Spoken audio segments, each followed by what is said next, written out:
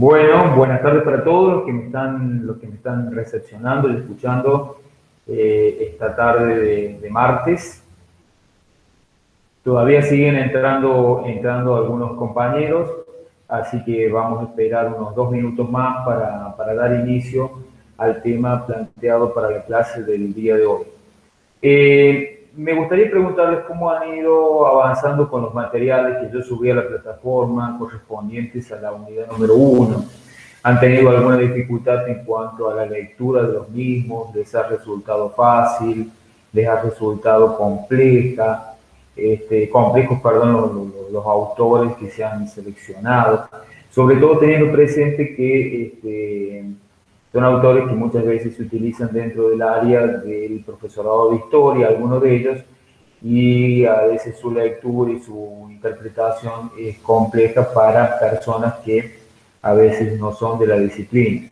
Yo he tratado dentro de lo posible de buscar autores que de alguna manera tengan una mirada o una perspectiva, podemos decir, más vinculado a lo geográfico, más vinculado a lo económico, que es en líneas generales hacia donde yo voy de alguna manera perfilando la materia. Si bien es cierto que más allá de que nosotros desarrollemos o profundicemos estos dos aspectos, no los podemos escindir de, podemos decir, cuestiones que tienen que ver con lo político, porque obviamente en el tiempo sobre el cual estamos trabajando, los cambios a nivel político van a ser muy importantes y de alguna manera van a influenciar, yo diría, lo que sucede tanto a nivel económico y social. Bueno, vamos a dar comienzo. Voy a ir presentando un PowerPoint para que ustedes se vayan orientando.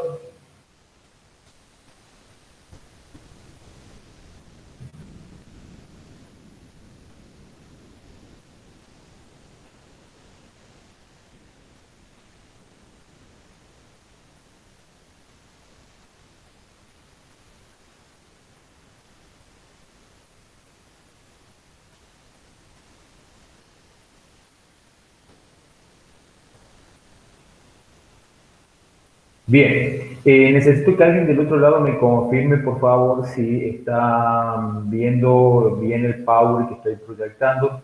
Recuerden que en el marco de estas clases yo no puedo ver más que mi pantalla con el Power que proyecto. Así Se ve que, bien, profe. se ve bien. Bueno, muchísimas gracias, muchísimas gracias. Bueno, en el marco de esta clase nosotros vamos a trabajar, diría yo, un tiempo bastante complejo y problemático de la historia de lo que iba a ser a futuro nuestro país, sobre todo, podemos decir, la segunda década del siglo XIX. Vamos a ver un tiempo que en la historia argentina se conoce con el nombre del periodo de las autonomías provinciales. Este periodo, como yo marco ahí en el Power, lo podemos dividir como en dos grandes líneas o dos grandes espacios.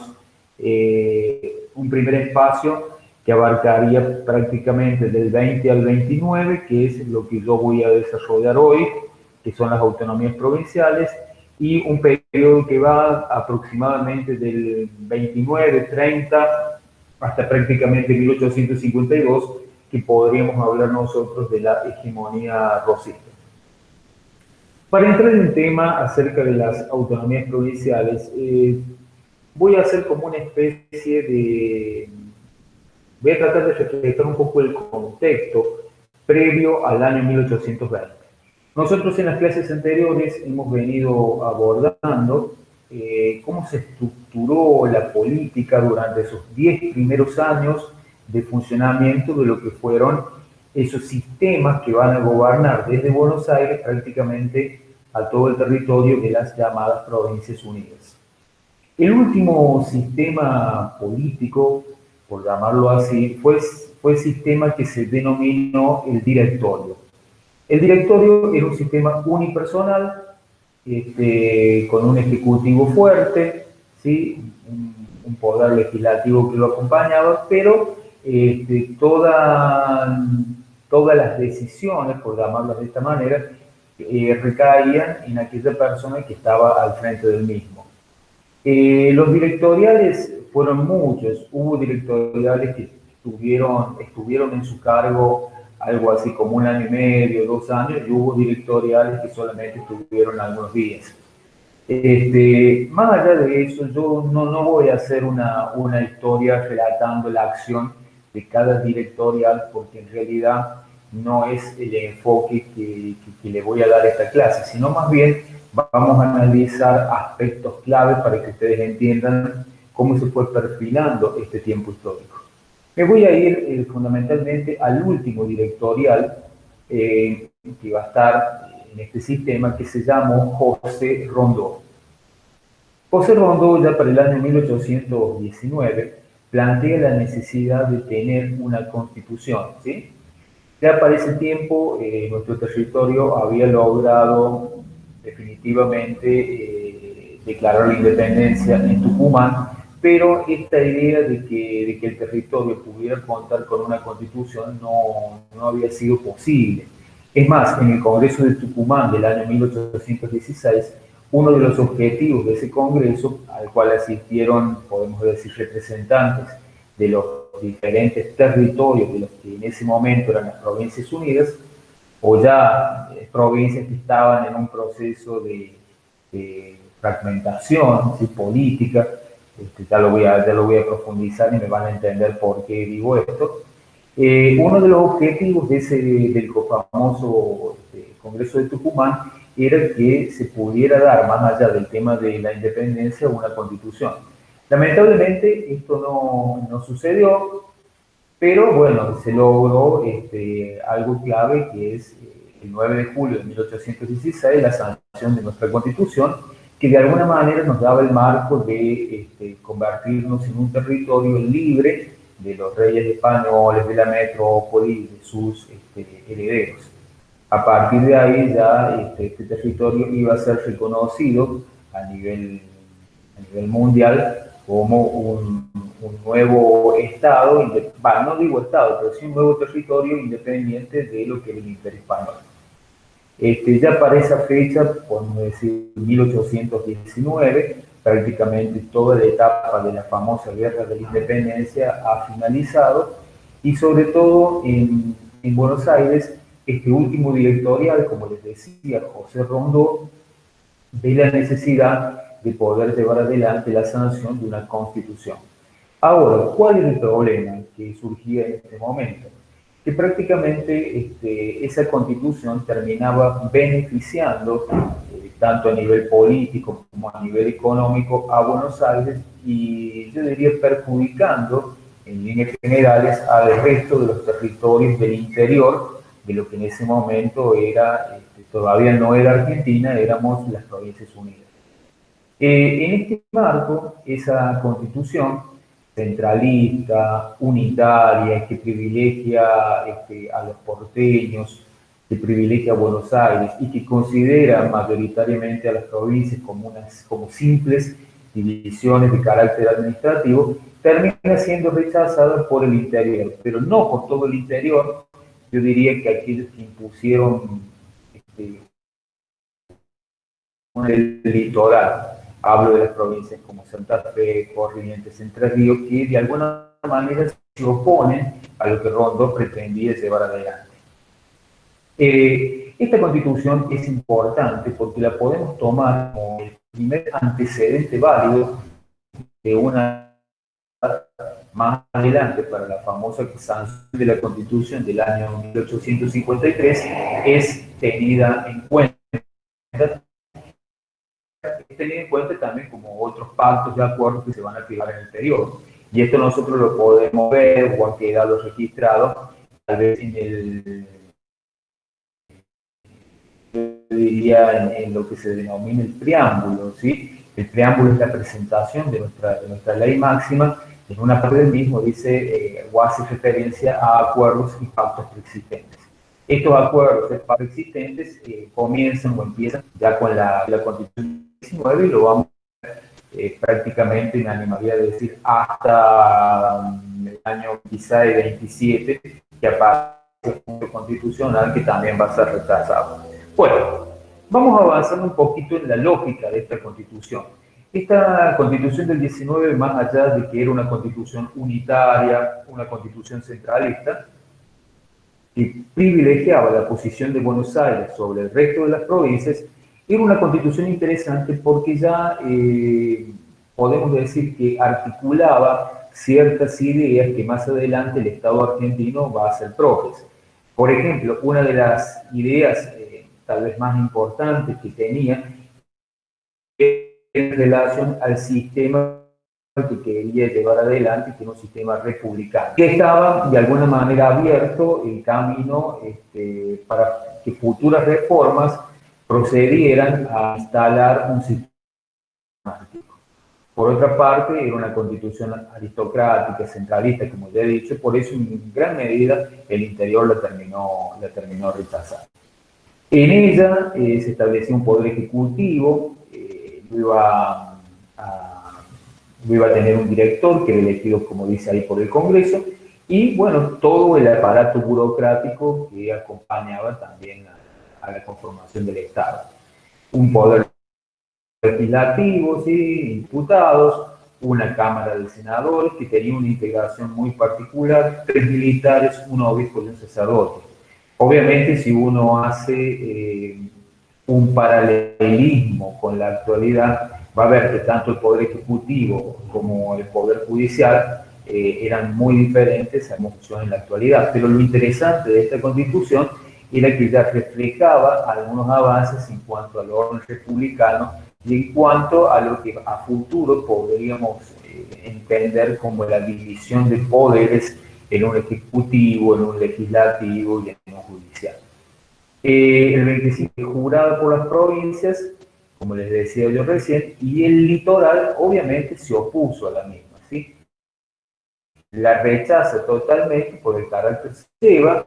Esto lleva a que las tropas del litoral, encabezadas por caudillos como Estanislao López, Francisco Ramírez, con sus ejércitos se enfrenten al ejército porteño de José Rondón.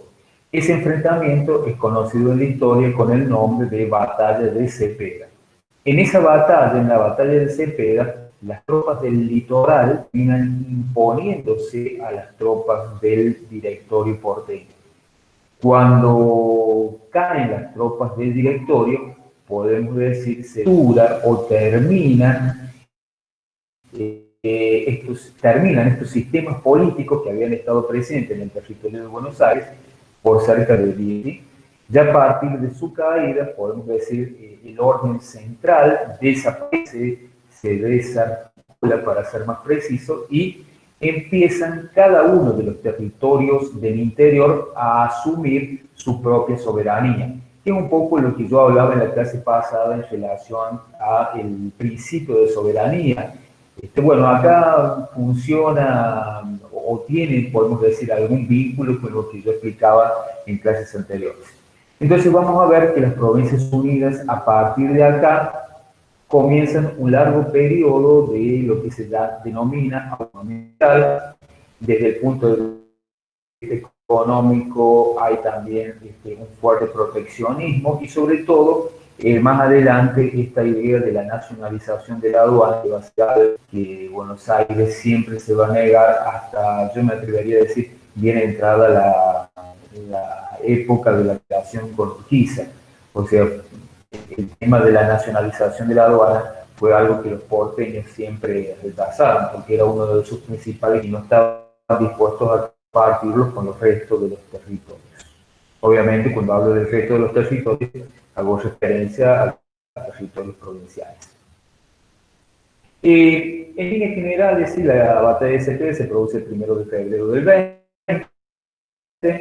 Esta batalla simbolizó el fin del directorio y la renuncia de Rondón, y Buenos Aires, que había sido de alguna manera el eje central de la política del Río de la Plata hasta ese momento, pierde su prerrogativa, pierde por un gobernador.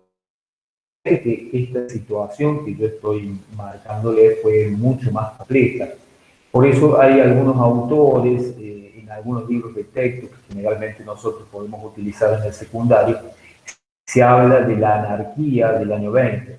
En realidad, para hacer mención simplemente a lo que sucedió que al quedarse sin un gobierno central, al quedarse sin una autoridad, en muchos lugares de la provincia, diferentes personajes se autoproclamaron gobernador, se autoproclamaron como el poder político del territorio. Y esto llevó a un enfrentamiento civil, a una lucha, ¿sí?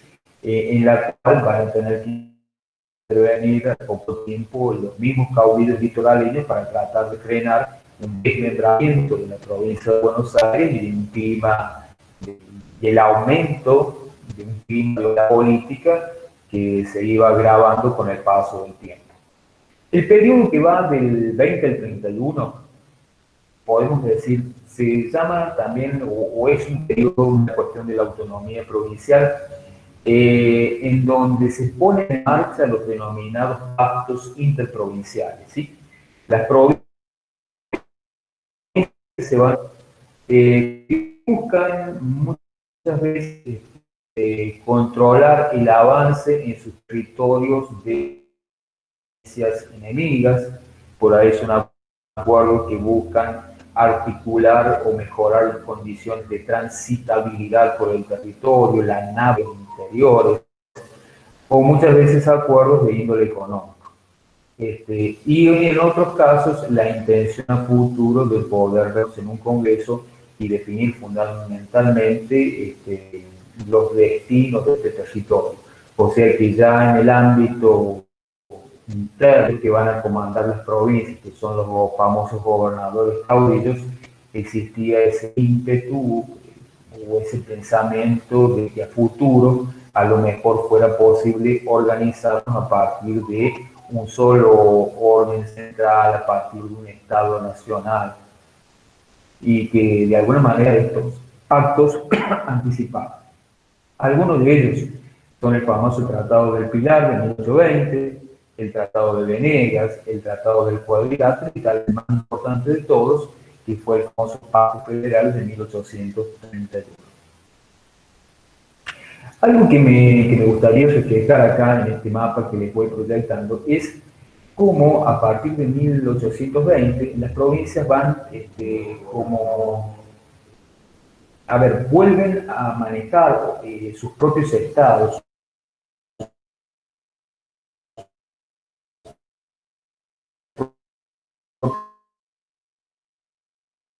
pasadas las antiguas intendencias-gobernaciones. Esas intendencias-gobernaciones que habían estado presentes en el virreinato del Río de la Plata, ya podemos decir para el año 1913, sí, decime. Disculpe, se entrecorta bastante. A ver si puedo mejorar. A ver si puedo. ¿Ahí me están escuchando bien? ¿Se está escuchando bien o no? Sí, lo que pasa es que por momentos se entrecorta un ratito largo. A ver si puedo salir. Le voy a dar señal con mi teléfono, a ver si mejora la conectividad. Porque afloja el internet, lamentablemente. A ver. Si me aguardan un segundito, ahí voy a ver si puedo conectarlo desde mi teléfono para que no afloje la señal y me puedan escuchar.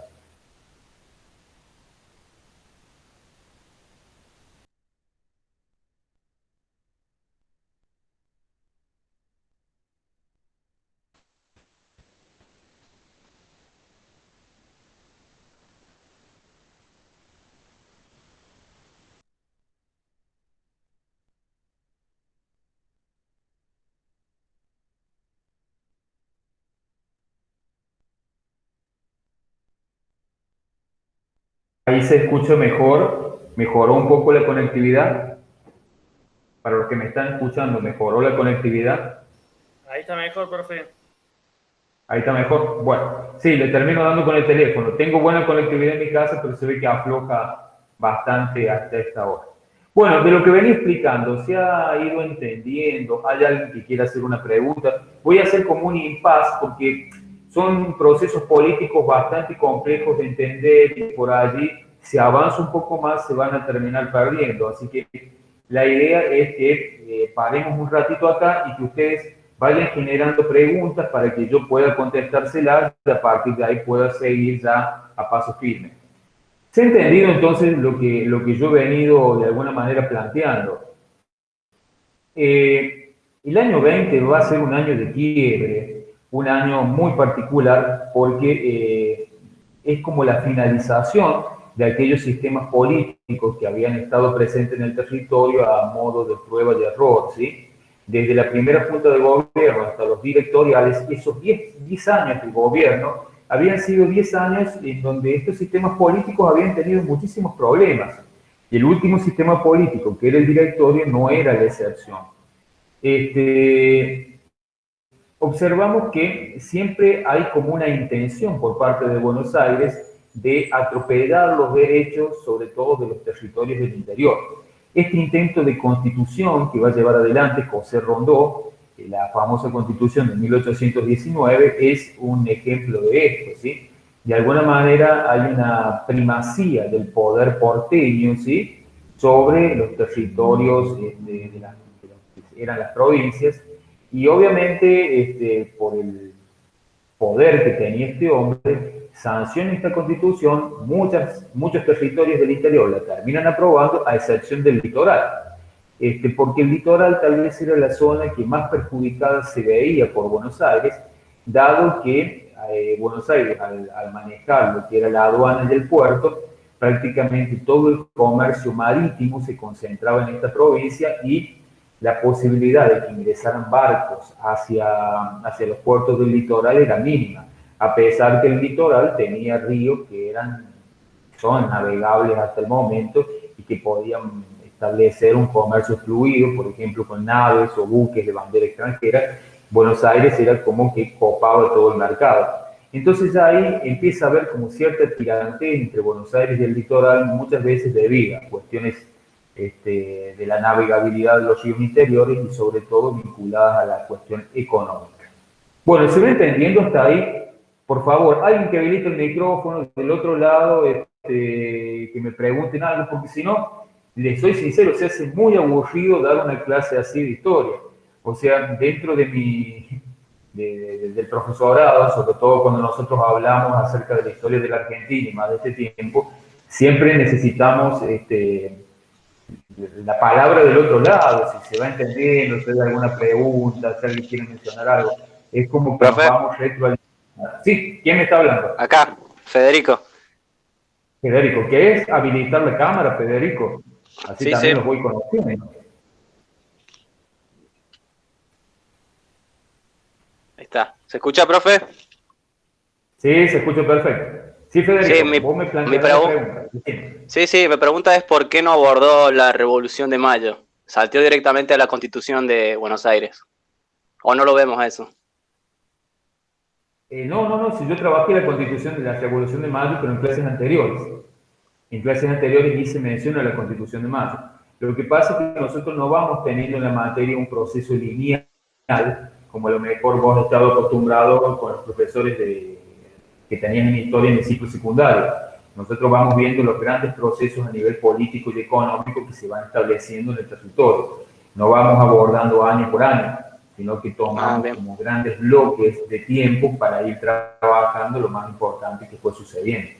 Vos a lo mejor me preguntas por qué no vimos la semana de mayo, por qué no vimos todo lo que pasó en la semana de mayo vinculado al proceso revolucionario. Porque en realidad, dentro de la lógica y del contexto de la materia, eso para nosotros, si bien es un paso importante, podemos decir, es como un hecho histórico que ocurrió y que marcó el inicio de lo que más adelante va a ser los sistemas políticos que van a estar presentes en el territorio de lo que a futuro va a ser Argentina. Pero no nos detenemos en una historia lineal, en una historia tradicional. De ahí un poco, mira, me has dado el pie en base a lo que te estoy comentando, para analizar un poquito cómo se enseña la historia actualmente y cómo se ha enseñado en el pasado, ¿sí? Muchas veces cuando nosotros abarcábamos este tiempo histórico, ¿sí? se enseñaba una historia más de carácter mitrista, una historia de carácter liberal, ¿sí? En donde siempre estaba presente, sobre todo en historiadores como Mitre y como Sarmiento, la dicotomía entre lo que era la civilización y la barbarie, ¿sí? La civilización, de alguna manera representada por las ciudades, por ejemplo, por Buenos Aires, y el interior, el mundo rural, representaba la barbarie. Y tal vez el máximo exponente de la barbarie, sobre todo en este tiempo histórico que nosotros estamos trabajando, era el caudillo, ¿sí? Y en el marco de este tiempo de caudillo surge esta guerra revolucionaria, ¿sí? Y que se identificaba fundamentalmente con aspectos que tenían que ver con el terror, ya mencioné la barbarie, producto sobre todo de las luchas intestinas que se daban en el interior del territorio, el tema de la famosa ruralización del poder, el clientelismo político, la violencia como medio de competencia política, si vos querés, y el mito del llamado vacío institucional en las provincias y la debilidad de un Estado que en gran medida terminaba rechazando la civilización y de alguna manera barbarizando la política de ese momento. Estas concepciones de la historia de alguna manera son trabajadas por una disciplina que para nosotros los historiadores es muy importante, que se llama historiografía. Lo que yo les estoy mencionando era la forma clásica de la enseñanza de la historia, sobre todo de este tiempo, que lo vemos en obras, por ejemplo, de Bartolomé Mitre, como la historia de Belgrano, la historia de la independencia argentina, lo podemos ver en la obra de Vicente Fidel López, ¿sí? Que va a ser el creador del primer manual de historia argentina y otras obras. Lo vemos también en la tradición escolar, en donde muchas veces se nos enseñaba que el caudillo era tal vez aquel personaje nefasto de nuestra historia, y que muchos se encargaron aún más de llevar al extremo, tal el caso de obras como la de Manuel Estrada. Ya para más adelante, la escuela positivista también toma ideas de Sarmiento vinculado a esta cuestión de este tiempo histórico tan particular y en donde obviamente el caudillo, el gaucho, el indio eran personajes nefastos de nuestra historia. Y así podría seguir, hasta llegar prácticamente al siglo XX, a mediados del siglo XX, tal vez la década de 60, 70, donde empieza todo un revisionismo de la historia tradicional que se había enseñado en la escuela. Esto no quita, chicos, que esta historia lineal, esta historia mitrista, esta historia en donde estos personajes son de alguna manera personajes nefastos para el territorio, no se siga dando. Hay muchos colegios en donde los docentes aún hoy siguen con esta visión y con esta perspectiva. Lo que nosotros acá dentro en el instituto ofrecemos, sobre todo en la carrera de historia y cuando hablamos de historia argentina, es una nueva manera de interpretar este tiempo histórico y de poder entender que estos personajes, más allá de ser nefastos y bárbaros, como los catalogaron personas como Sarmiento, realmente van a tener el germen de lo que más adelante sería la idea de la conformación de un Estado democrático, un Estado federal, un Estado en donde los ciudadanos tengan voz, derechos, votos y sobre todo grandes defensores de la libertad y de la independencia, que es un poco lo que yo acá he intentado venir trabajando, por lo menos en esta primera parte. Sí. Sí, Federico, ¿no? Sí, tenía otra consulta. Usted mencionó sobre los tratados y ahí estaba como medio entrecortado el audio. ¿Cómo se iniciaron los tratados? Sí, lo que yo les decía es que ahí vuelvo a la filmina para que la podamos ver, ¿sí? O sea, el periodo que va del año 20 al año 31 va a ser un periodo muy particular porque todas las provincias van a como seguir su camino de manera independiente, van a ser autónomas. Quieren ser autónomas, ser independientes. poder establecer su propio sistema político, poder organizar su gobierno, establecer una base económica, crear las instituciones del gobierno local, que prácticamente en todo el territorio se va a ir generando. Yo les decía que van a ser muy importantes todos los tratados de acuerdos que se van a firmar en este tiempo. Y muchos de estos tratados tienen que ver de alguna manera con esta intención de pacificar los territorios, la intención de evitar que una provincia enemiga avanzara sobre el territorio de otra, acuerdos que tenían que ver con la libre transitabilidad del territorio, acuerdos que tenían que ver con la posibilidad de navegar los ríos interiores, el tema del comercio, ¿sí? Que el comercio no se interrumpiera, sino que existiera también, yo diría, la oportunidad de comerciar libremente en las diferentes regiones. Y tal vez esta idea a futuro de poder organizar todos estos territorios en una idea de Estado, pero muy al futuro. Por ahí esto es lo que yo hablaba recién de personajes como Sarmiento y Mitre, que hablaban de que, bueno, el gaucho simbolizaba la barbarie, que era la antípoda de lo que sería hoy una mirada más de carácter liberal o democrática. El gaucho en ese momento simbolizaba todo lo contrario para estos hombres. Y de acuerdo a las nuevas miradas, interpretaciones historiográficas, esto es totalmente distinto. Yo les decía recién de la mirada de los caudillos y sobre todo la gente del interior tenía de que a futuro a lo mejor se diera la posibilidad de que pudiéramos organizarnos en un Estado unificado, integrado, ¿sí?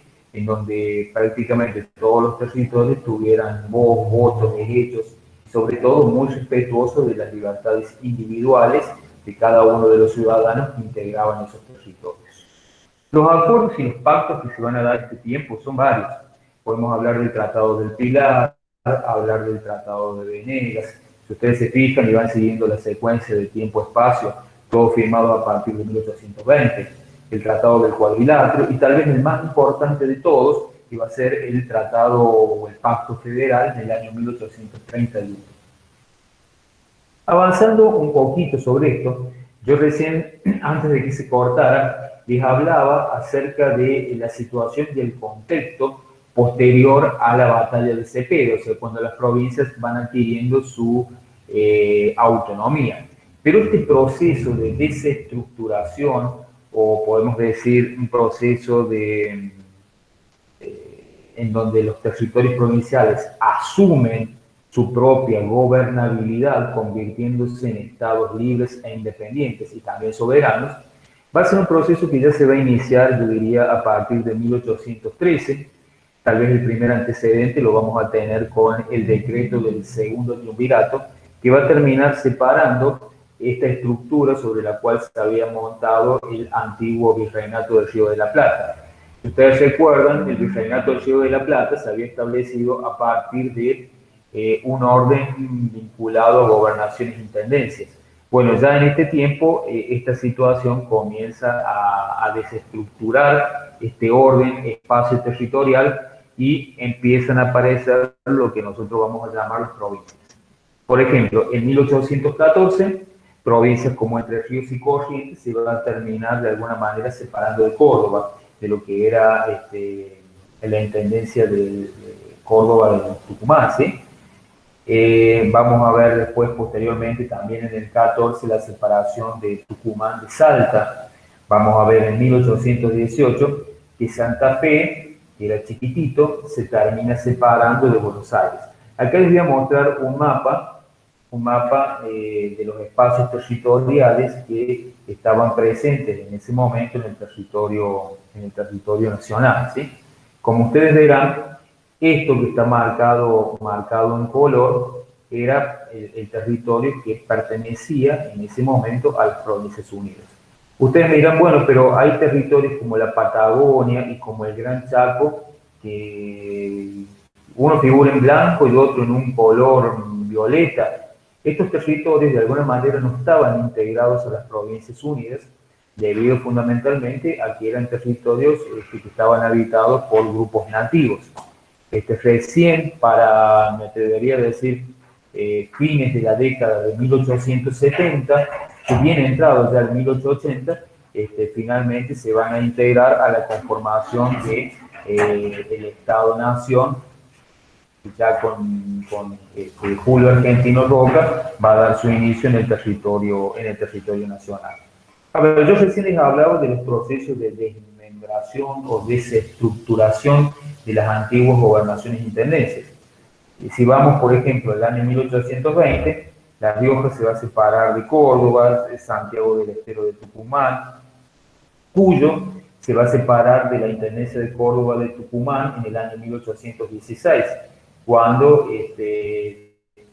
San Luis, Mendoza y San Juan se van a convertir en la Intendencia de Cuyo, y Cuyo uno de los primeros gobernadores que va a estar al frente del mismo va a ser el general San Martín, y eso le va a posibilitar que San Martín pueda obtener todos los recursos necesarios para el cruce de los Andes. Para el 21, podemos decir que Catamarca se va a elegir como provincia autónoma, ¿sí? Y ya para ese año, 1821, podemos totalizar cerca de 14 provincias que han adquirido la autonomía. Pero a ver, la autonomía provincial es un proceso que no se inicia directamente en el 20, sino que ya vamos viendo vamos viendo la desestructuración del antiguo orden virreinal a partir de 1813 en adelante. Es como que para el año 21 ya este proceso está de alguna manera finalizado, ¿sí? Por otro lado, en estos territorios provinciales es preciso de alguna manera crear lo que se llamaron las estructuras políticas internas, que fue en gran medida la tarea que van a llevar adelante los gobernadores, ¿sí? En ese momento. Quiero aclarar algo, este tiempo histórico va a ser un tiempo histórico muy difícil. En algunos casos, algunos personajes de la política fueron sumamente ambiciosos en relación a las ideas que querían llevar adelante en el territorio, ¿sí? Pero algo que me gustaría destacar es que una vez iniciado el proceso de autonomía provincial, que ya podemos hablar básicamente del año 1820, en cada uno de estos territorios se va a dar algo muy particular, que es la sanción de constituciones a nivel provincial, ¿sí? Todos estos territorios van a sancionar constituciones o cartas orgánicas que le van a permitir un funcionamiento jurídico institucional al territorio local. Entonces, de alguna manera, esto es algo completamente nuevo, ¿sí? Nuevo dentro de este marco que habíamos estado trabajando anteriormente y que tenía que ver con el orden directorial. O sea, si bien Rondó quiso imponer una constitución, una vez caído Buenos Aires, caído el sistema directorial, iniciado el proceso de autonomías, cada estado provincial es como que se va a encargar por sí mismo de dictar constituciones provinciales, ¿sí? Cada provincia, cada territorio provincial va a tener su constitución o al menos una carta orgánica, una carta a nivel jurídico que le permita la organización de sus instituciones de gobierno. Obviamente, con esto que quiero decir es que va a haber un sistema de justicia, va a estar definido un sistema económico, los acuerdos de pacto de los que yo hacía referencia también van a generar como un orden institucional muy particular, sobre todo en el ámbito de las provincias. Algo para marcar acá es que la primera provincia en surgir como estado provincial, ¿sí?, es Santa Fe, con Estanislao López en el año 1819. Ya en el año 1819, Estanislao López es como que decide él separarse del órgano o del orden central y directamente declararse un estado soberano, un estado autónomo del poder que tenía Buenos Aires. Algo parecido hace en Tucumán otro caudillo que va a ser su gobernador, llamado Bernabé Arauz, ¿sí? Que va a sancionar una carta orgánica provincial para el año 1820. Algo parecido va a ser más adelante Fernando Zubiría en Salta para 1821. Lo podemos también marcar en el mismo año a Juan Bautista Bustos en Córdoba. todos los que les estoy nombrando son caudillos, ¿sí? En Catamarca, que es Eusebio Gregorio Russo, en el 23, también va a llevar a la sanción de una constitución. Y en San Juan, para el año 1825, Salvador María del Carril también va a dotar a esa provincia cuyana de un texto constitucional, ¿sí? Y bueno, en La Rioja, obviamente, uno de los caudillos más fuertes, más importantes del territorio, que fue Facundo Quiroga, el famoso tigre de los llanos. A ver, si me han seguido un poco lo que he estado explicando, ustedes van a ver que muchos de los estados provinciales en este momento que entre 1819 y 1823 van a sancionar constituciones, todos ellos van a tener un carácter federal. O sea, muchos de ellos van a adherir al tema federal. Muchas veces cuando yo hablo del federalismo, se viene a la mente a lo mejor la idea de que el federalismo es un partido político. ¿De recién? Sí, ¿dónde te quedaste? Decime. En la parte federal, justo se entrecortó todo cuando dio la explicación. Bien. Gracias.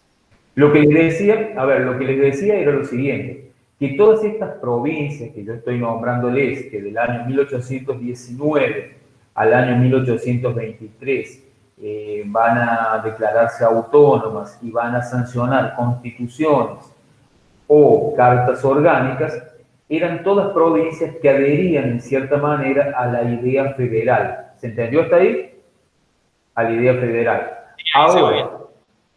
Ahora, ¿cuál es el punto? ¿El federalismo era un partido político? No, no era un partido, ¿sí? El federalismo tal vez lo podemos entender como un paradigma, ¿sí? Una mirada, una forma de entender la realidad política del territorio y de cómo pensar a futuro la construcción de un Estado nacional, ¿sí?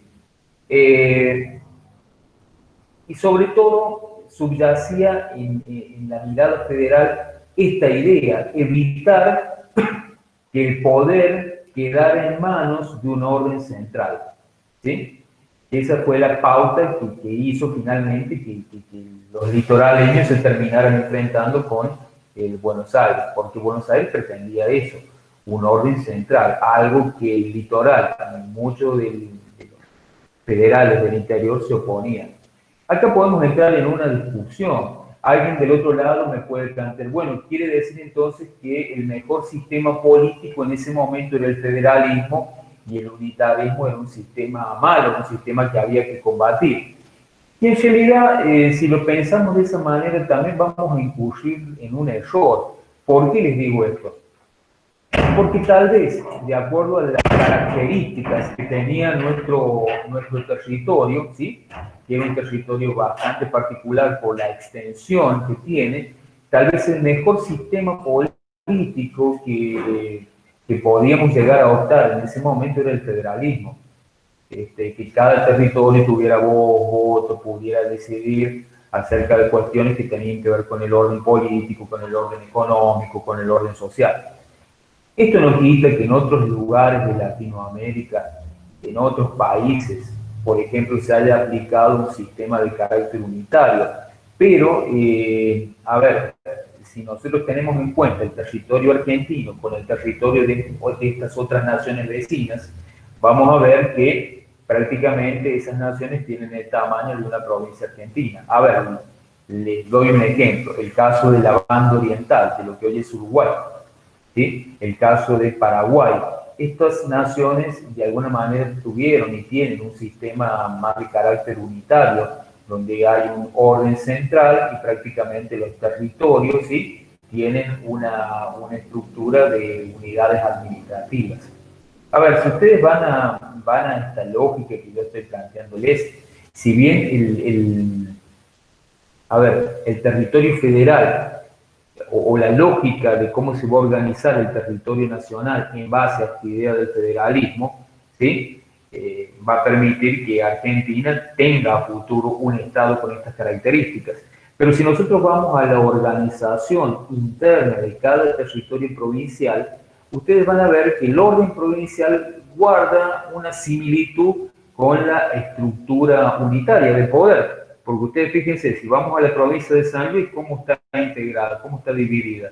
Hay un orden central que se mantiene en qué lugar, en la ciudad de San Luis. ¿Sí? Y después están las diferentes localidades que responden a ese orden central.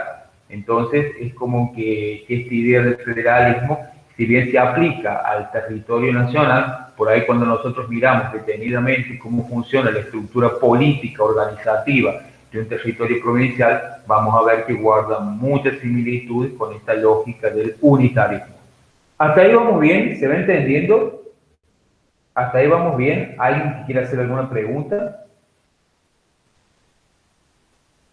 ¿No? Si nadie quiere hacer alguna pregunta, continúo entonces. Entonces, para ir de alguna manera remarcando esto que yo estaba comentándoles, ¿sí? Vamos a observar algo. Sobre todo en este tiempo, la situación de las provincias se podía condensar o resumir, yo diría, en estos puntos. Una situación de fragmentación, como un primer punto, la voluntad y los intentos, por lo menos en el interior, de conformar un orden supraprovincial, el recorte de los llamados territorios intendenciales, ¿sí? Que va a permitir sobre todo que las provincias se terminen separando de las capitales de intendencia o se terminen separando de las llamadas ciudades cabeceras. Eso, por ejemplo, nosotros lo vemos en la intendencia de Córdoba del Tucumán, a la cual pertenecía toda la zona de Cuyo, que se termina separando en el año 1816 de la ciudad cabecera, que era Córdoba, ¿sí? En este marco podemos decir que el nuevo territorio queda conformado de la siguiente manera.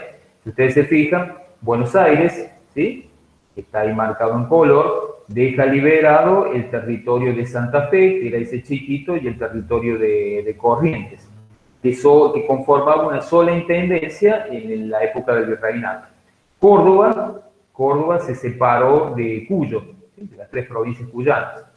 La intendencia de Salta, que ya se había dividido en el 14, con capitales en Salta y Tucumán, también se terminó desmembrando, ¿sí? En 1819 se crea la República de Tucumán con Santiago del Estero y Catamarca, quienes se van a separar definitivamente y van a lograr la autonomía entre el 20 y el 21. Solo sobrevivió la intendencia de Salta con Jujuy, Orán y Tarija hasta el año 1834, ¿sí? La década del 20 va a iniciarse entonces con una crisis política del gobierno de Buenos Aires, un vacío del poder nacional, que provocan, por decirlo de esta manera, en las distintas ciudades del Río de la Plata, el intento de organizar y articular una comunidad política. Esto va a traer consigo emergencias, ¿sí? La emergencia de lograr, por decirlo así, una forma de poder que se funde en la legitimidad que le puede dar, por ejemplo, el marco o los ciudadanos que integran el territorio, el surgimiento de instituciones propias de una cultura política diferente. Ya empezamos a notar aires de lo que podría denominarse el constitucionalismo liberal y sobre todo la lucha por intentar establecer una estabilidad política, ¿sí? Sobre todo en el marco de lo que podría llamar la hegemonía local, ¿sí? La hegemonía entre ciudades, provincias, y esta idea que subyace, sobre todo los gobernadores que están al frente de los territorios provinciales en este momento tienen, que es a futuro poder organizarnos en un Estado nacional. Tomando las palabras de un gran historiador, investigador llamado Tulio Alperindonghi, ¿sí? El problema radica en esta cuestión, o tiene sus raíces, para ser más preciso, en los cambios de la década anterior, del 10, en el trastocamiento del equilibrio social y político, urbano, producto en gran medida de derivado de la guerra de la independencia, el fuerte proceso de militarización que tiene bases urbanas y bases rurales, y podemos decir el momento propicio que se da con la caída del directorio, en donde Buenos Aires va a renunciar a su intento de extender, por decirlo de esta manera, un poder central sobre las provincias. El surgimiento de nuevos sujetos políticos y de nuevas entidades autónomas. Cuando yo hablo de nuevos sujetos políticos, ahí aparece y cobra muchísima fuerza la imagen y la figura del caudillo. Y cuando hablo de entidades territoriales autónomas, hablo de todas las provincias que van a surgir en este tiempo. ¿Sí? Yo después les voy a dar un material, creo que lo subí a la plataforma. ¿Sí? Profe, se volvió a cortar. A ver, ahí me escuchan mejor. Yo les di un material de un autor que se llama John Lynch, que habla acerca del caudillismo en los territorios del interior de las Provincias Unidas. Y en líneas generales, él trabaja esta idea de quién era el caudillo, de dónde había surgido. El caudillo provenía de familias acomodadas, de familias pudientes, que se habían dedicado a la actividad vinculada a la ganadería, ¿sí? Tenían grandes extensiones de territorio, eran personas con mucho poder económico y que van cobrando protagonismo, sobre todo en los tiempos de la Guerra de la Independencia. Muchos de ellos son militares que van a participar de los ejércitos, eso le va a dar mucha importancia, renombre, y sobre todo eran personajes con mucho carisma y que eran seguidos por las masas rurales, por las masas populares de ese momento. Estos hombres van a ser los encargados de tomar la conducción de estos territorios provinciales, ¿sí? Y bueno, van a adherir, obviamente, a miradas muchas veces antagónicas entre estas dos facciones que van a entrar en pugna, en lucha, del 20 en adelante, que va a ser la mirada unitaria y la mirada federal. Yo en el Power que les estaba proyectando, quise incorporar un mapa para marcar esta idea de las luchas civiles entre unitarias y federales, que van a estar presentes aproximadamente, me atrevería a decir, 10 años, contando a partir del 20, ¿sí? Y que van a darle una fisonomía muy particular al territorio nacional. Si ustedes se fijan, todas las provincias que están con verde, ¿sí?, van a formar la llamada Liga Unitaria o del Interior. Y las provincias que están con un color más bien naranja clarito, algunos lo pueden ver como amarillo, las llamadas provincias del Pacto Federal. Power. ¿No está saliendo? No. A ver, ahí lo voy a... No está ahí saliendo. lo presento de nuevo. Lo que pasa es que me salí, pensaba que lo estaba presentando. Ahí vuelvo a repetir lo que les decía. En estos 10 años que van del 20 al 30, nosotros podemos ver esta cuestión que yo les decía, el enfrentamiento que se va a generar con estas dos miradas políticas o estas dos intenciones totalmente distintas de organizar el territorio de las Provincias Unidas a futuro. A ver, en estas dos miradas subyace esta idea de poder conformar un Estado que integra todos los territorios.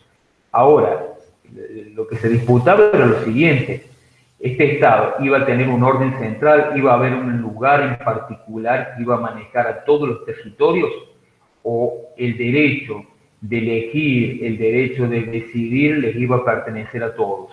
En alguna medida esto era lo que se planteaba. Yo recién les decía que para bien entrado el 1823-24, la situación del territorio nacional en este momento es esta. Lo que ustedes ven en blanco era todo el territorio indígena. Si alguien tuviera que hablar ni siquiera de la Argentina, porque no estaba la Argentina en ese momento, seguíamos siendo las Provincias Unidas. Esto que está en color verde y en un color más tirando a anaranjado claro, era lo que podríamos denominar hoy nuestro país. Esto era la Argentina. Todo lo otro era territorio que obviamente escapaba a un orden y a una institución jurídica como podríamos hoy considerar el Estado-Nación. No existía el Estado-Nación en este momento. ¿sí? Entonces, bueno, era un tiempo complicado, un tiempo de lucha, un tiempo de enfrentamiento. Fíjense ustedes, si yo a la ligera les digo, San Luis, ¿a qué mirada adhería? ¿Ustedes qué me dicen del otro lado? Teniendo en cuenta esto que les estoy mencionando. ¿A qué mirada adhería, bueno, San Luis? Al unitarismo, al federalismo. Por el color, A los unitarios, profe. A los unitarios, exactamente. Entonces ustedes van a ver acá, en este tiempo, la muerte de uno de los grandes caudillos, de uno de los grandes héroes que tiene San Luis, que es el coronel Juan Pascual Pringles, uno de los soldados del Ejército Libertador, héroe de Chancay, ¿sí? Bueno, Pringles adhería a la mirada unitaria del poder. Por eso es muerto, tiene un enfrentamiento acá en una zona muy cercana a lo que es el dique Paso de las Carretas, camino sería a Fraga, ¿sí? Para aquel que conoce, en un lugar que se llama el Chañaral de las Ánimas, es de alguna manera emboscado por tropas de Facundo Quiroga, y un soldado de Facundo Quiroga le termina metiendo una bala en un ojo, ¿sí? Lo terminan matando. Bueno, él muere defendiendo una postura y una mirada que obviamente no era compartida por este caudillo riojano. Obviamente estos hombres que muchas veces eran del interior y que tenían esta mirada federal, tenían mucha vinculación sobre todo con los caudillos del litoral. Tal vez uno de los caudillos más fuertes y que va a empezar a volcar la balanza a favor del federalismo sea el famoso Tigre de los Llanos, Facundo Quiroga. No por nada, Sarmiento en su libro Facundo, Civilización y Barbarie, da una imagen, yo diría, horrorífica, diabólica de lo que era este hombre, ¿sí? Para denostar a este grupo de personajes que estaban dentro del territorio nacional y que manejaban los destinos de las provincias en ese momento, ¿sí? Obviamente que acá también hay un marco ideológico muy fuerte, la adherencia por parte de Sarmiento a una mirada liberal, romántica, propia de esa generación a la cual se lo ha incorporado a Sarmiento, aunque no perteneció a la llamada generación del 37, ¿sí? Porque la generación del 37 respondía más a personajes o intelectuales que estaban del lado de Buenos Aires, ¿sí? Personajes que estaban muy vinculados con la literatura y con las discusiones políticas que se daban en los famosos salones literarios y al cual el sanjuanino no pertenecía en ese momento. Pero se lo articula, se lo vincula con la generación del 37 por las ideas y la mirada que estaba fuertemente influenciada, podemos decir, por el liberalismo europeo y el romanticismo como líneas generales de su tiempo. Bueno, para tratar un poco de sintetizar esta idea de unitario y federal, es mucho más compleja la idea, la lógica, el trabajo con estos conceptos. He intentado como poner puntos así de comparación para que se entienda mejor la idea. Los unitarios representan un pensamiento europeo, eran partidarios de los derechos políticos a las minorías cultas. O sea que la posibilidad, por ejemplo, de participar de la política, de ocupar puestos de poder, obviamente pertenecía a una élite, pertenecía a aquellos que habían logrado una formación educativa, cultural y sobre todo que pertenecían a un sector social privilegiado, alto. Defendían la libertad de comercio, ¿sí? Eran liberales en el aspecto religioso, o sea, no tenían problemas con la iglesia. En realidad, esta idea del liberalismo de los unitarios es algo también para tomar con pinzas. Porque, a ver, si uno habla del liberal unitario de este tiempo, era un liberal en ciertos aspectos. En ciertos aspectos, digo, sí, era liberal. Era liberal, por ejemplo, en lo religioso. ¿Sí? Estaba abierto a otras doctrinas religiosas. Era liberal en el ámbito económico, sí, porque obviamente si esto les representaba tener ganancias de hacer buenos negocios, era liberal. Pero ahora no era liberal en lo político, porque si yo les estoy diciendo que solamente a algunos sectores de la sociedad, sobre todo los sectores más privilegiados, tenían derecho a la política, participar de la política, ocupar puestos de poder, estamos hablando de una terrible exclusión. Estamos hablando ya en términos democráticos de la aceptación de una democracia de carácter restrictiva, donde amplios sectores de la población obviamente no van a tener derecho de participar en el marco de un Estado-nación que se va a conformar casi a fines del siglo XIX y que se llamó a sí mismo republicano. O sea, para que ustedes vayan viendo de alguna manera las contradicciones que se van generando, ¿sí? Y un concepto intelectual de patria que de alguna manera estaba muy ajeno a la extensión territorial. Para algunos de estos hombres, para algunos de estos intelectuales, ¿qué era la patria? Y que es también algo para discutir, ¿sí? La patria no tenía que ver con la cuestión territorial, porque muchos de ellos no veían hasta con buenos ojos el tema de que tuviéramos un territorio tan extenso. El mismo Sarmiento, si vamos a esta idea, decía, por ejemplo, que no se debía gastar ni un barril de pólvora en la Patagonia, que no era un territorio inservible y que tal vez lo mejor que podíamos llegar a hacer era dárselo a los chilenos, ¿sí? Para que ustedes vayan viendo de alguna manera las ideas que estos hombres reflejaron en su tiempo. En cambio, el federal se presenta más bien un corte de carácter americano, eran partidarios de darle derechos políticos a las masas populares.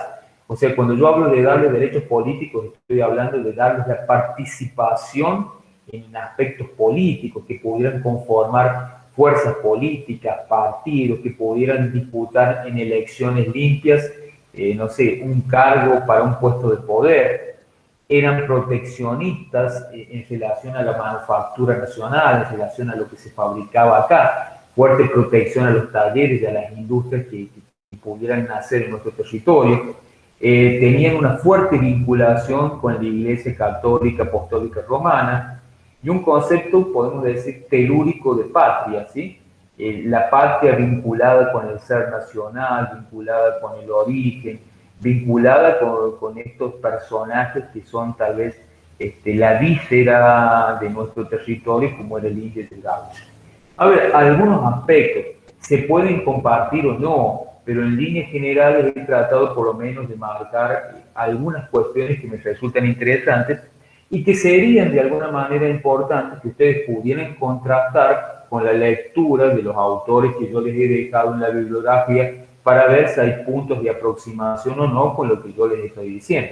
Por eso me interesa mucho que lean a Marcela Ternavasio, que lo lean a Tulio Alperín, que lo lean a John Lynch, muchos de los autores que yo les he dejado en la bibliografía que propongo para esta unidad. Bueno, acá entonces nosotros ya vamos a ver que en este tiempo histórico tal vez uno de los datos más importantes son estos. El Congreso del 24, la guerra con el Brasil que va a iniciar en el año 27, la ley de presidencia considerable entre el año 26 y 27. Sí, decime. Disculpe. Decime. En la unidad 1 en las clases tenemos 5 textos y todos están relacionados con el tema del virreinato, todas esas cosas, pero de este tema no tenemos ninguno. ¿O son los que están en la biblioteca? Ah. No, yo lo voy a subir como para complementar la lógica de la unidad. Por eso les decía que cuando yo suba los textos, ustedes van a tener que profundizar en la lectura de los mismos para poder integrar buena parte de lo que estoy comentando. Claro. Sí, bueno, más o menos por el tiempo que estamos, para no aburrirlos con esto, yo ahí estaría dejando, ¿sí?, la clase. Me interesaría ahora que del otro lado podamos establecer un vínculo, que ustedes me vayan de alguna manera comentando si se ha entendido, si hay alguna duda, qué les resultó interesante de lo que yo les estaba mencionando. Por favor, les pido que dinamicemos un poco la cuestión de la clase, porque si no, se hace muy monótono, simplemente es un monólogo mío con un PowerPoint explicando un tema y nada más. Y yo quiero ver si en el intercambio, quiero ver si se puede armar una discusión, quiero ver si podemos entre todos establecer como marcos contextuales donde vayamos ubicando estos tiempos históricos o los procesos que se van generando. Porque si no, luego les va a resultar muy difícil poder entender la lectura de los textos. Yo trato de bajárselos a un lenguaje muy sencillo, muy básico, para que ustedes al momento de leerlos los puedan entender. Porque de por sí los autores que escriben de la historia a veces son muy complicados en su estructura narrativa. Entonces, bueno, la idea es intentar hacer la llamada transposición didáctica de la cual habla Yves Chevalier y poder bajar estos contenidos a un marco más entendible y sobre todo teniendo en cuenta de que ustedes van a ser profesores de otra área disciplinar como es la geografía y por ahí al hablar de cuestiones eminentemente históricas a veces se complica o se complejiza demasiado los procesos que voy mencionando.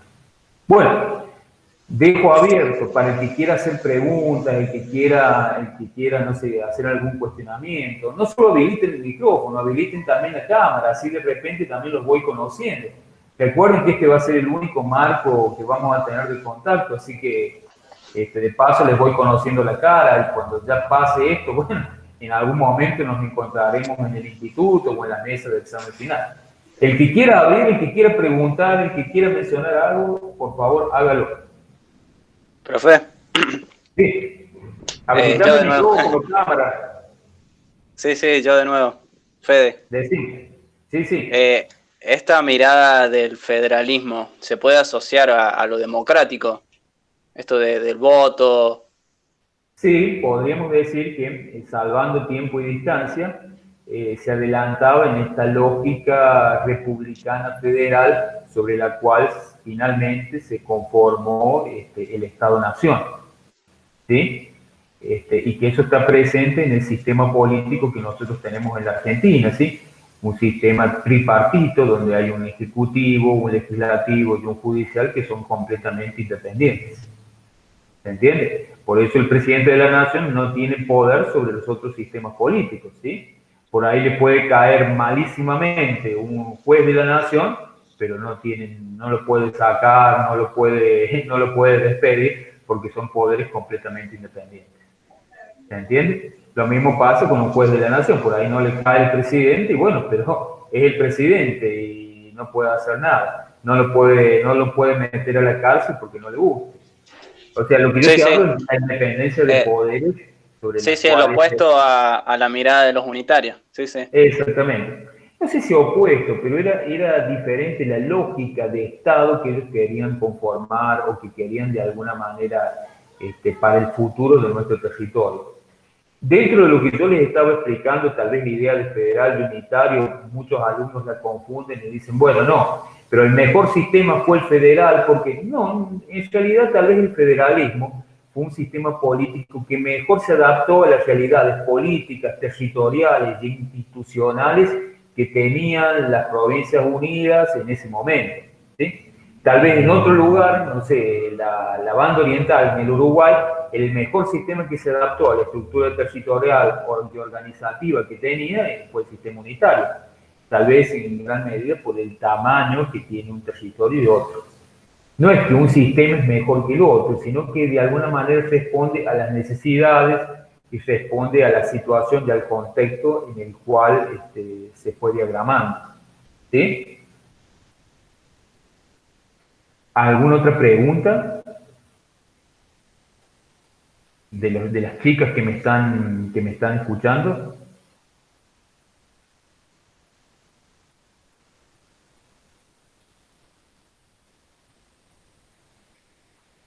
A ver, sí, voy preguntando. Alejandra, ¿alguna pregunta?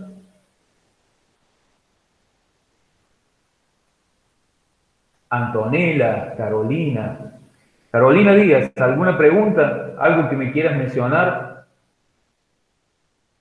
¿Se va entendiendo? A ver, este tiempo histórico es un tiempo muy complejo, muy problemático, tiene muchas idas y venidas. Nosotros hemos mirado el año 20 desde el interior hacia afuera, ¿sí? Con una mirada, podemos decir, interna y no basándonos en la estructura clásica para la enseñanza de la historia que está reproducida de alguna manera en muchos de los manuales que hoy se utilizan en el secundario, que es la mirada porteño-céntrica. O sea, cuando se habla del año 20 no se habla del interior, no se habla de lo que pasó en las provincias del interior a nivel político, económico y social. Directamente se habla de la situación y del contexto de Buenos Aires. es como que la historia no pasó por el interior, la historia pasó por Buenos Aires. Entonces, desde el IFDC, desde la lógica de la materia que yo le quiero imprimir, es esa mirada. Una mirada en donde analizamos y interpretamos la historia desde el interior.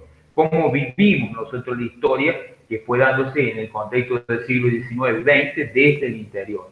Obviamente, necesitamos vincularlo con un contexto nacional o donde se produjeron los hechos, pero de alguna manera desestructuramos esa lógica que siempre, con la cual siempre se enseña en el ámbito del secundario. ¿Sí? Sí. Profe, una pregunta. Si en la batalla de Cepeda el litoral vence a Sí. Buenos Aires, ¿por qué no impuso condiciones el litoral? No impone condiciones en el litoral, porque esa es la otra pata que me falta explicarte, ¿sí? Que lo voy a pensar para la otra clase, porque si no, sí va a ser muy largo, pero te lo menciono. Y no es que el litoral vence a las tropas de este último directorial y la deja sumida a Buenos Aires en una crisis política y en una guerra civil.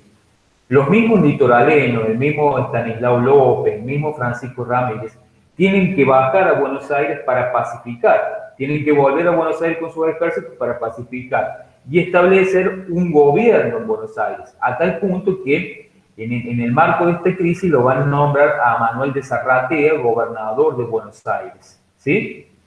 Y un porteño no le va a caer muy bien esta decisión dada por los caudillos del litoral y va a intentar hacerle un golpe a Zarratea para sacarlo del poder. Hablo de un personaje como Balcarce. Pero bueno, debido al apoyo que tenía de los litoraleños, fracasa ese intento.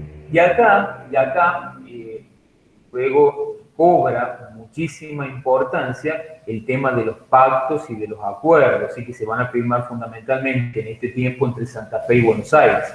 Pactos para pacificar, pactos vinculados a la navegabilidad de los ríos, pactos en donde Buenos Aires pierde de alguna manera el poder del control de los ríos, ¿sí? O de la entrada del Río de la Plata, que posibilitaba a buques o naves de bandera extranjera poder llegar a los puertos litoraleños. Entonces hay como una nueva mirada económica dada a partir de esta lógica de autonomías provinciales.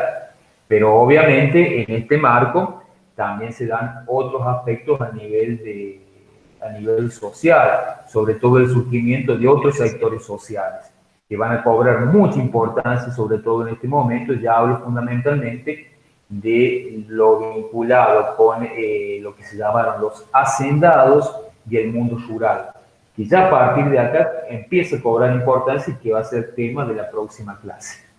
¿Sí? Lograron en un primer momento descentralizar un poco. No, el orden central desapareció, ya no hay más orden central. Ahora voy a hablar de provincias unidas, provincias que son autónomas, provincias que son estados en sí mismos, provincias que tienen un orden jurídico institucional, que tienen una constitución o cartas magnas, que tienen su propio sistema de leyes, que tienen su propio sistema de justicia, que labran acuerdos con otros territorios, acuerdos y pactos muchas veces con carácter ofensivo-defensivo, porque había provincias que eran enemigas y provincias que querían invadirse a sí mismas, ¿me entendés? Entonces fue un periodo de mucha lucha, de mucha confrontación, por eso fue tan complicado, y que lo vamos a ver en el surgimiento de estas dos miradas que yo acá he dejado como planteadas, la mirada unitaria y la mirada federal. Vos vas a ver que para el 25 buena parte del territorio, como te lo mostré, era unitario. Y en el 31 vos vas a ver que todo el territorio de lo que eran las Provincias Unidas se vuelve federal. ¿Qué pasó? ¿Hubo magia? No.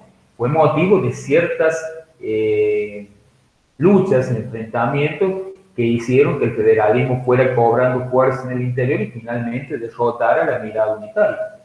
Y obviamente todas las provincias, con la firma del Pacto Federal, adhirieron a esa visión futura de gobierno.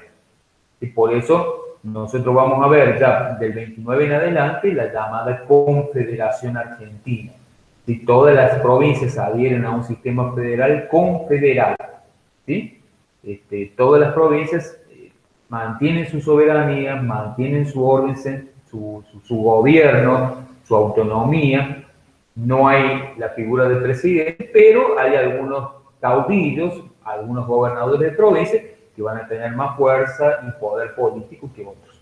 Y eso ya ahí ya empezamos a entrar en lo que va a ser más adelante la aparición de Rosas.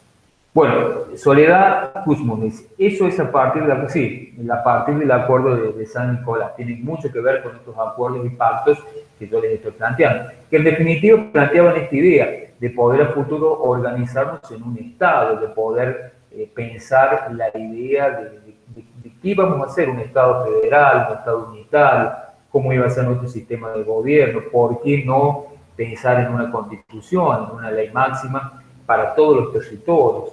O sea, que es algo que los caudillos pensaban, sentían que a futuro se podía llegar a lograr, ¿sí?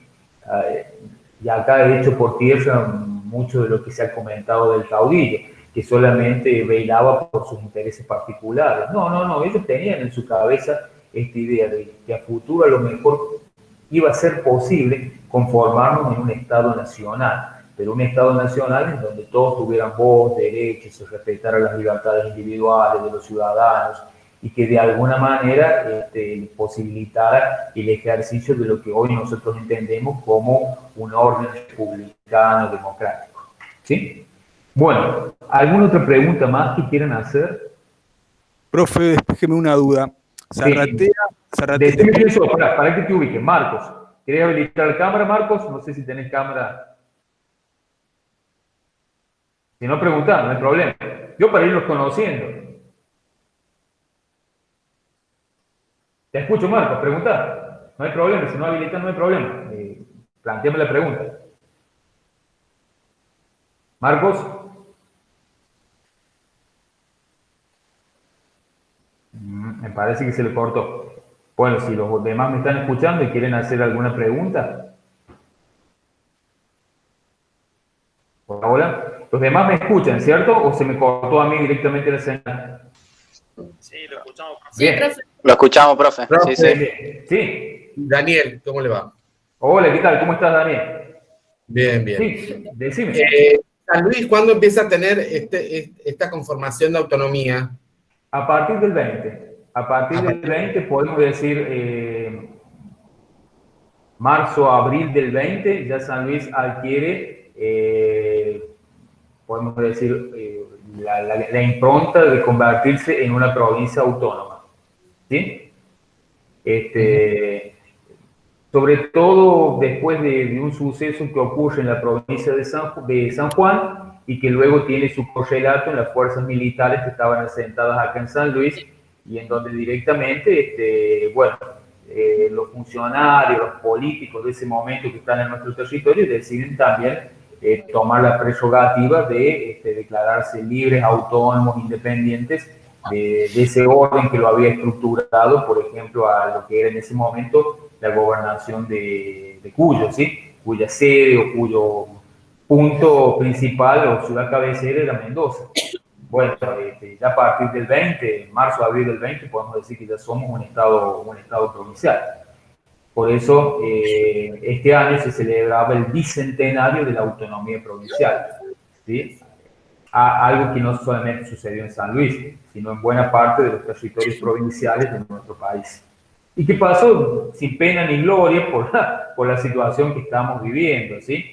Pero más allá de eso hubo muchas publicaciones, gente que se encargó de recordar esto, que va a ser muy importante para la organización futura de lo que son hoy las provincias argentinas. ¿Sí, Daniel? No sé si... Sí, profe. Bien. Bueno, gracias, profe. No, por favor. ¿Alguien más que quiere preguntar? ¿Alguien más? ¿No?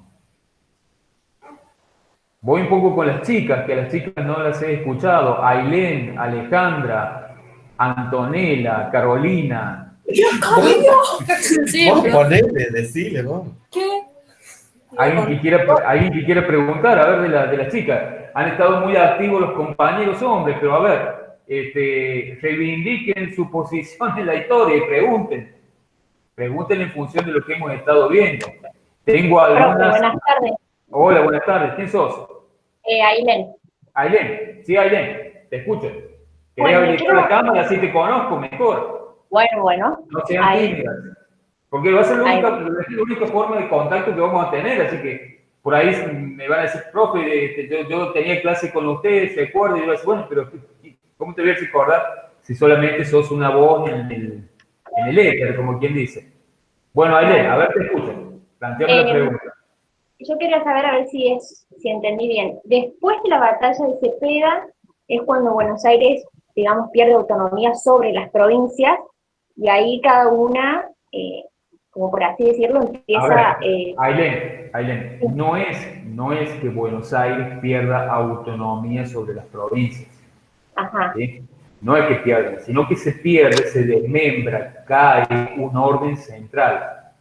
La supremacía sería. Claro, cae un sistema político, cayó un orden central que había estado gobernando tanto Buenos Aires y al interior durante los 10 años desde que se inició el proceso de revolución.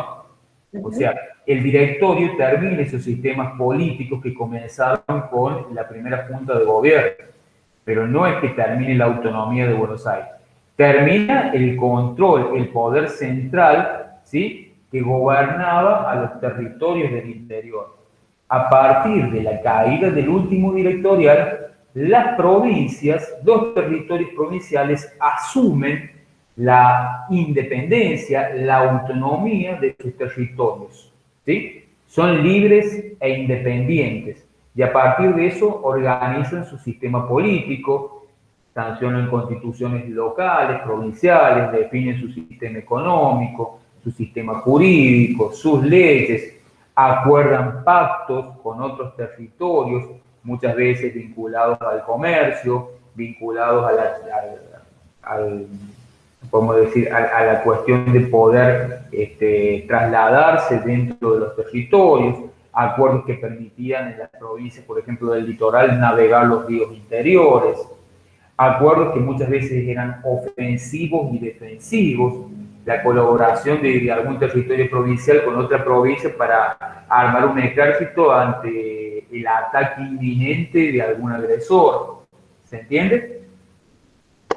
Sí. Pero el orden central desaparece. Buenos Aires, a partir de 1820, es una provincia igual que otras, ¿sí? Obviamente, tiene dos elementos que la van a diferenciar notablemente de provincias mediterráneas, y que son dos elementos claves y que yo diría van a ser el punto de conflicto durante todo el siglo XIX. Uno es el tema de la aduana y otro es el tema del puerto. De ahí que a los que viven en Buenos Aires se les denomina porteños, por el puerto. ¿Sí? Sí, ya se entendió. Bien. Antonella, ¿alguna pregunta? No, por favor. Antonella, Alejandra, Carolina.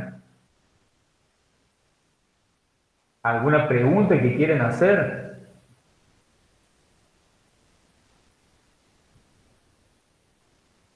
Jessica, Nadia. A ver, son muchas las chicas. La idea es que vayamos rompiendo el hielo también, o sea, porque ustedes sí o sí van a tener que rendir conmigo y van a tener que rendir con otros profes de historia del departamento. Entonces es bueno que vayamos rompiendo el hielo, que vayamos estableciendo otro tipo de vínculo, que podamos discutir la historia, que ustedes me comenten qué es lo que piensan, si están de acuerdo con lo que yo digo, no, si lo miran desde de una perspectiva diferente.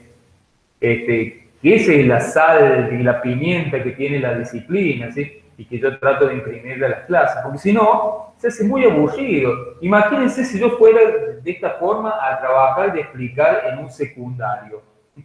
No sé cuántos alumnos seguirían conmigo a la hora. Yo creo que tendría más del 90% dormido. Y máximo cuando siempre se dice que la historia es aburrida. Bueno, yo trato que la historia no sea aburrida, pero para que no sea aburrida necesito la participación de todos ustedes. Bueno, chicos, ya son 1:30, no los voy a cansar más, espero que me hayan entendido. Voy a ir subiendo materiales. Sí, sí. Profe, disculpe la molestia. ¿Habría alguna posibilidad que subiera el Power? Sí, te lo subo. Voy a subir todo lo que está en la época. Sí, sí, subo. El video anterior, de la clase anterior, se cortó mucho. Estoy tratando de editarlo para también subir lo que pueda rescatar. Por allí, si no salió del todo bien, discúlpenme, pero lo voy a subir igual. De última, si no se entiende, ustedes díganme, mire, profe, se cortó mucho, no se entiende, y bueno, y vuelvo a repetir las cosas que hayan salido mal.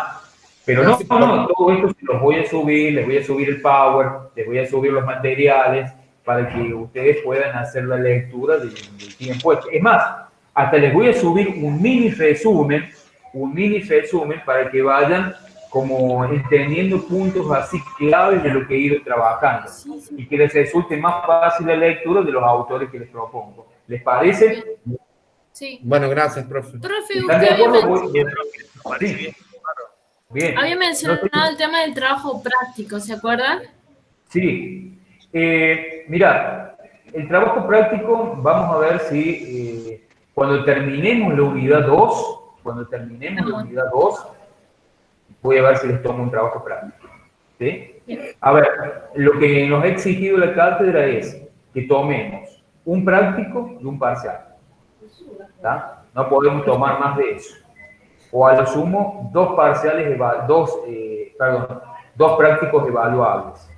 ¿tá? Mi idea es tomarles un práctico y un solo parcial.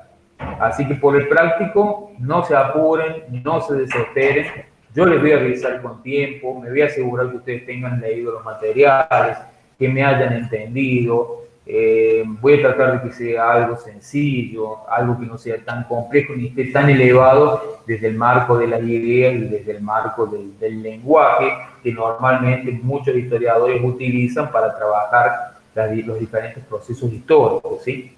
Yo estoy bajándolo mucho el lenguaje para que ustedes me logren seguir, logren entender, ¿está? Porque al ser de otra disciplina hay muchas ideas y muchos conceptos que obviamente son difíciles de comprender. Imagínense, les cuesta a los chicos que estudian historia esta materia que ustedes ven en un cuatrimestre, los chicos de historia la ven en 2 años. ¿Sí? Imagínense o sea, el desafío que también tienen ustedes por delante. Bueno, no sé si alguien más quiere hacer alguna pregunta, si no acá ya estamos cerrando la clase de hoy.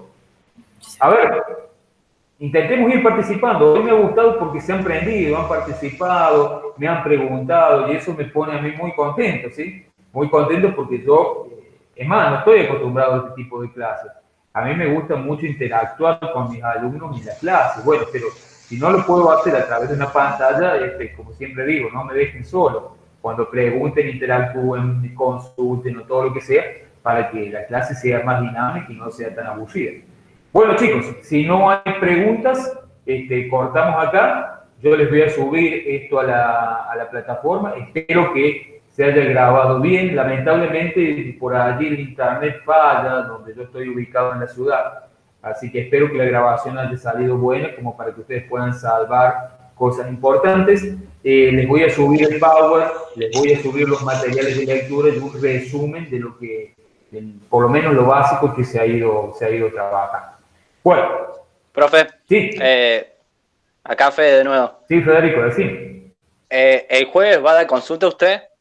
Yo estoy dando consulta los lunes y los jueves. Está abierto para el que quiera ingresar. Yo les di los links de contacto. El lunes es por la mañana, de las 9 de la mañana hasta las 11 creo que había colocado. Obviamente, si yo estoy de las 9 hasta las 9:40 y no entra absolutamente nadie, a las 10 ya estoy cerrando la consulta, ¿sí?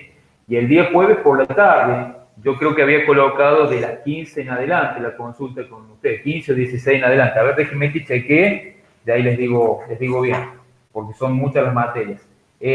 Con ustedes había fijado de 15 a 17 horas el jueves. Los Meet de contacto están subidos a la plataforma. Cualquiera puede ingresar, cualquiera puede preguntar sobre las dudas que les haya surgido, ¿sí? La consulta está para eso, para que a partir del proceso de lectura y de trabajo que ustedes vienen realizando, puedan consultar. Yo en el transcurso de esta semana subo los materiales, subo los contenidos de esta clase para que puedan todos tenerlos y que vayan de alguna manera familiarizándose con lo que vamos trabajando. Bueno, les dejo un gran saludo a todos, cuídense mucho porque lamentablemente la pandemia está brava en la ciudad y seguimos en contacto en la próxima. Un gran saludo, que tengan una linda semana. Chao, chao. Saludos. Hasta luego, profe. Chao, Hasta chao. luego.